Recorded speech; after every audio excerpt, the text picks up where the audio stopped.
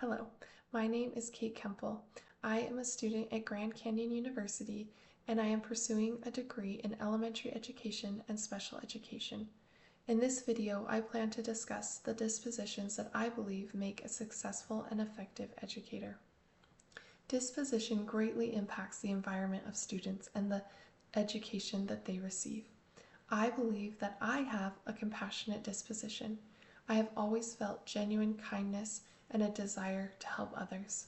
I believe a compassionate disposition can serve me as an educator by allowing me to make meaningful connections with each one of my students. I believe that compassion is at the heart of teaching. When students feel valued, accepted, and safe, they are able to learn in a way that meets their needs. I expect each of my students that enter my classroom to also show compassion to one another. I understand that in order for me to expect this of them, I first must model the behavior that I want to see. I know that compassion can help me learn to help my students navigate difficult situations. Imagine with me that one of my students in my classroom is going through a really difficult time. I later find out that their parents are going through a divorce. This student is grieving the family that they once knew and is going through a lot of big changes. I plan to show compassion for this student by making sure that their school routine stays the same as I can. I want to make sure that they have a friend that is close by to help them, and I also will connect them with counseling services through our school if necessary. While there are many things that I want to improve on as I continue my education, one thing that I would like to study especially is how to become a stronger advocate. Advocacy means that you recognize needs that are not being met for your students and going through the proper channels to make sure that those needs are met.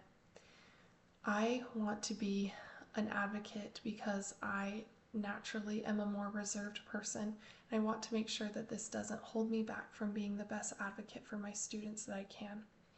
In my future classroom, I want my students to recognize me as someone that they can turn to for help. I want to make sure that I am aware of what needs are not being met in my classroom so that I can work hard to make sure that those needs are fulfilled. Imagine a scenario with me that I hear of the PTO creating an activity where students are required to bring money from home to school to participate in a contest of who can raise the most money as a class. Whoever raises the most money will have a pizza party.